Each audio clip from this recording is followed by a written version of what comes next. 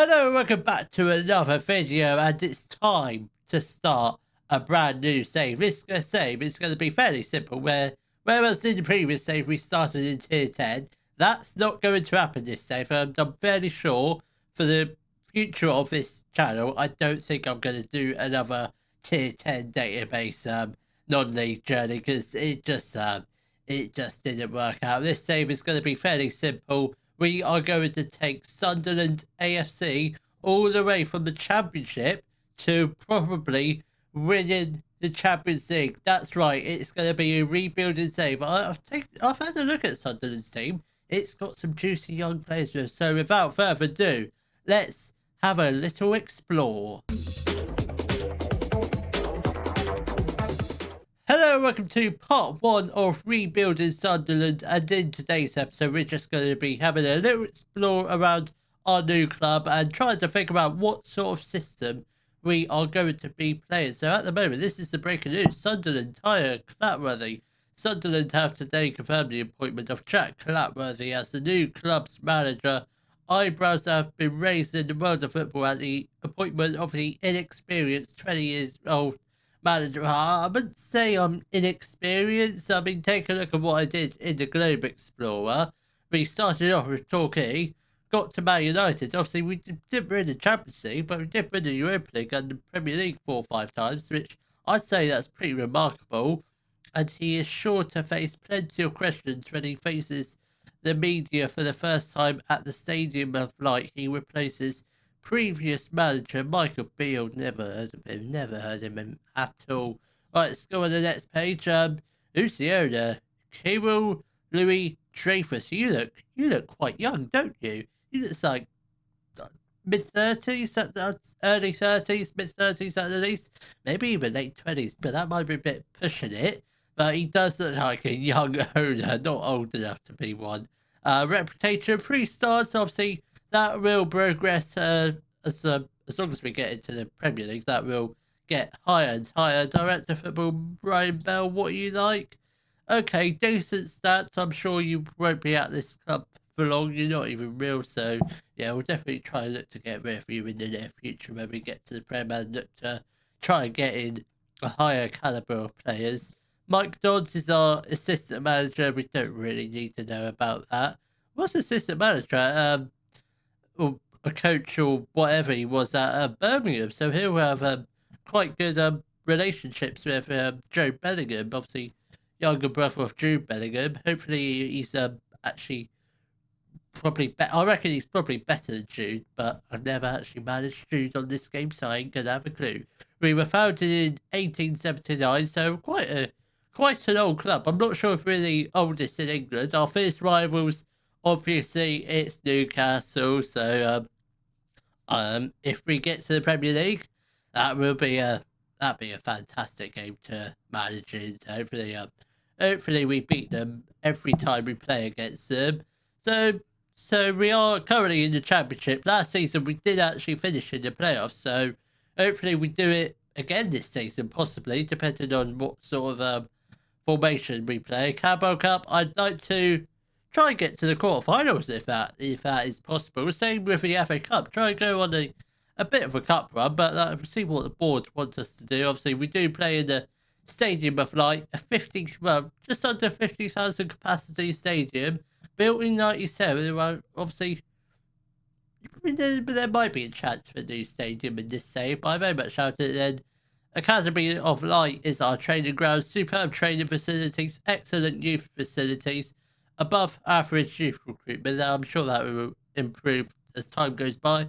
Finances are, well, we can't really read too much about that until we've actually seen them. Club history, we've actually won 6. I don't think we've actually won 6 Premier League titles. I think that was way before the Premier League actually existed. I believe they were like in the 30s.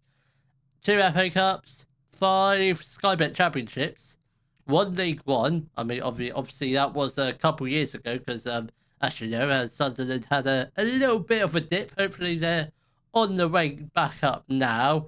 They've had 1 Community Shield and 1 EFL trophy. Obviously, that was in the past couple of years. So, best 11, it says a 4-3-2-1. I'm not sure how that really worked, but we'll go with that for now. But we'll see what sort of players we actually have in the squad, because I think Dak, because we've had Dak before. We've had him on. Did we not sign him for Torquay and Globe Explorer? He's a brilliant player. Roberts is okay. It's not bad. It's we'll take that with a pinch of salt. Obviously, we might play that formation.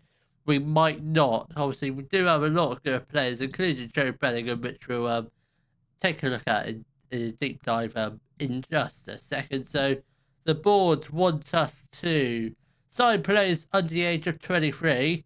That should be doable. Play high-tempo pressing football. That's fine. Develop players using the club's youth system. I'm absolutely terrible at doing that, I must admit. I'm not good at that at all. Sign young players to develop for profit. I think that's definitely achievable. Work within the wage budget. That's fine at the moment until I've seen that in the actual budgets. They want us to get in the playoffs, be competitive in both the FA Cup and Carabao Cup. So I guess for this season, just focus on the league. That's what I'm guessing at. So supporters want us to develop players using the club's new system, play high-tempo pressing football, which does significantly indicate that we might end up playing a game press possibly if they want us to do pressing football. Supporters actually want us to finish in the top half, not playoffs, which is I'm actually quite surprised about that. Being competitive against Newcastle when we play against them obviously won't be this season, probably might be in the next season or two. Forge a higher reputation than Middlesbrough. Obviously, they are in our league. Again, another close rivalry. Won't do an intra squad. Backroom staff meetings every month. I don't tend to do them weekly because it seems a bit pointless doing them every week. Right, let's just confirm all the facts. We've already seen all that. Tactics. Right, let's take a look at the squad, then we can sort of work out what tactics we want to play. So we'll sort it out by who's best at club. How many? We've got a lot of players. Some are out on loan, so we'll just hide those players. That's a bit better. Right, so our best player at the club is Jack Clark, who is a left winger.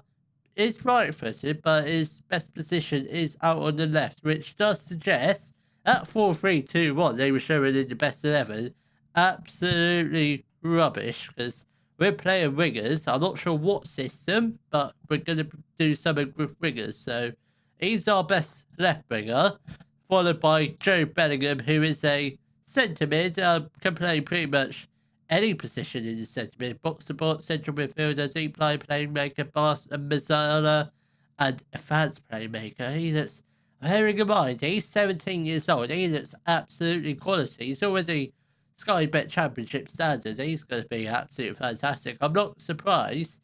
I'm surprised he hasn't been wanted by anyone yet. How long has he been at Birmingham? No, Sunderland. Oh, this is the first season. Right. We've also got Dan Neil, another good youngster, 21 years old, and another quality centre mid. I mean, yeah, we're definitely playing midfielders. I reckon we could be playing 4-2-3-1. We've got a decent goalkeeper. That's always a good start. A very good goalkeeper, Anthony Patterson, a 23-year-old goalkeeper, wanted by Cincinnati on a transfer. Obviously, try and keep hold of him, because he is a youth player, because if we do happen to ever qualify for Europe, those two players are going to come in handy. I presume Joe Bellingham will be able to become homegrown, because he is only 17, which should be good, but we're not at that stage of the save just yet. Then followed by Patterson, our next decent player is Daniel Ballard, who's a Northern Irish centre-back, 3.5 stars of current ability, 4-star potential. 2.5 million signed from Arsenal, so that's not too bad. What's his potential? Good Premier League. I mean, he can definitely make the step up then. Followed by Patrick Roberts. He's a right winger, so if that's any doubt in mind, we are playing we're definitely playing left winger, right winger. I'm still not sure about so I reckon we'll trade up the 4-2-3-1 and the 4-3-3. Do we have any decent CDMs? Do we? We've got Luke O'Neill, who's technically a centre-back, a 5'10" centre-back, who's not really good enough for the Championship, but he is Championship standard. But at the moment, who's our best, the best of the bad bunch? I'd say that's you, Rusin. You're a striker. Do we have any other decent strikers better than you? Obviously, we've got Louis Semedo, who's a young striker, decent potential. I'm not sure if he's good enough just yet, but he does have potential Premier Division as his potential, so not too bad. So, do we have any decent players with high potential apart from Bellingham? Obviously, we've got Adil Ayushi. Adil, he looks like a cracking player. He does. Good Championship player at the moment. I mean, I tell you what, I'm really excited for the future of this club. They've also got Pierre Ekra Elimbi, another good player, another French player. Sunderland like their French players. Where did he come from? West Ham United on a free. Ooh, I think West Ham probably made a big mistake letting him go on a free. Who else do we have with decent potential? Trey Hume, who the hell? So you're right, Matt. We're definitely doing 4 at the back. All right. So I think we've also got Barr, who's a left winger, can also play centre. We've got a lot of centre mids, I gather. Not a great deal of centre attacking mids. I think that probably has made up my mind. I think for this season we will do a 4-3-3.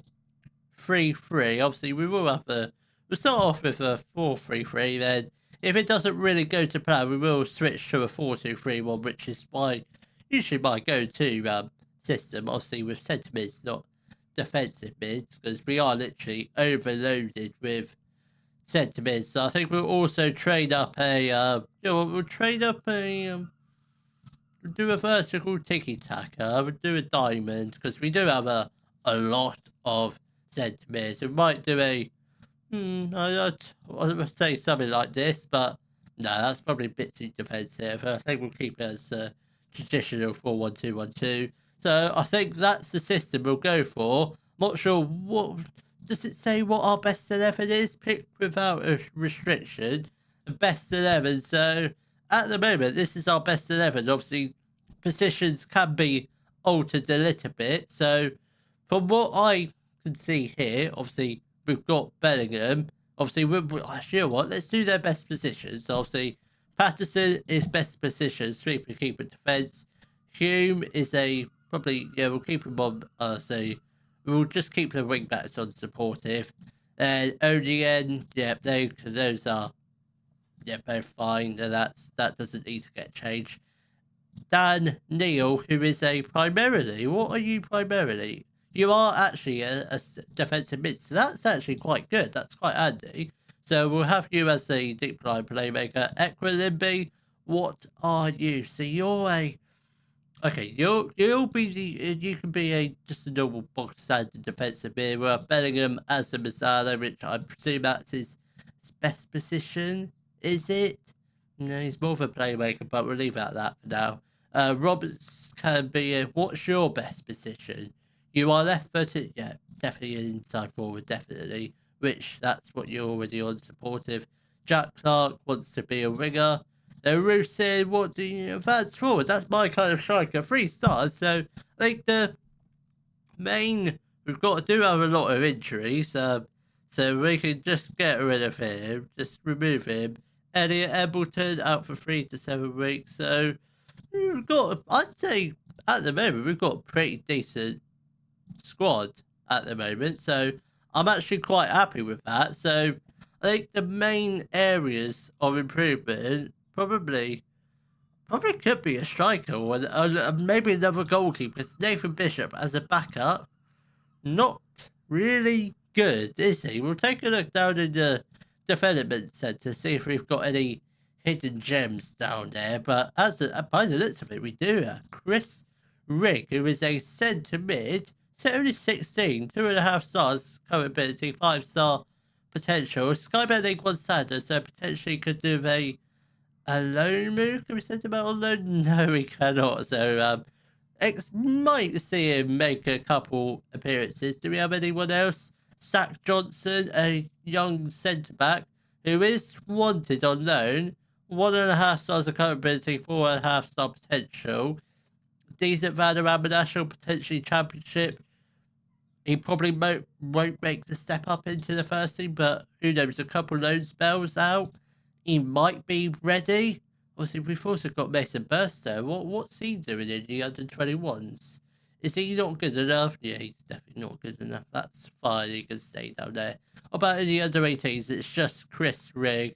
No other hidden gems by the looks of it. But at the moment, who's he wanted by? Okay, I didn't see that at first, but that's probably made things a little bit harder to keep hold of him, considering he is wanted by Arsenal, Liverpool, and Man City. But because he's 16, I don't know if it's the same for the English players, but I know for foreign players they can't sign him until he's 18. But hopefully that is the case, because I would like to try and keep hold of him. But as it stands, what are the finances looking like? Any depths? Not really. 8 million, but that can go down with a couple decent cup runs. What are budgets looking like? £7 million in the transfer budget, 300,000 wage budget. We are currently under it by 15k, so not a lot, but a couple players sold. Which I think, looking at this, I think we've got a pretty decent squad. It's just goal with the backup goalkeeper I'm not really worried about, but I'm not for one for changing goalkeepers midway through the season unless they get injured. So at the moment, I think the squad is actually pretty alright. I think I don't see there's any reason why we can't get promoted this year. We've got a pretty young squad. How many of our players are actually over the age of 30? One. Corey Evans is the only player over the age of 30, and he's pretty much out for the rest of this season. So, yeah, we probably won't see him for this year, or probably for this season. Yeah, we probably won't. He's out of contract. Who is out of contract? Okay, well, that's fine. Those players will probably. It's just Corey Evans and Bradley Dack. Those players will probably end up leaving anyway, because I don't think they're particularly that good. And Callum Styles, who the hell are you? You're a centre mid, left wing back, can't play left back, which I think is absolutely ridiculous, because if you're a left wing back, that means you're a left back, surely. I don't really know why Sunderland have got him, because he's just Barnsley are in League One. I don't really understand that signing. I really don't. So I think we're gonna wrap it up there. Actually, before we do wrap up today's episode, let's take a look at the season preview just to see where we are predicted to finish. That's the Carabao Cup, Jack.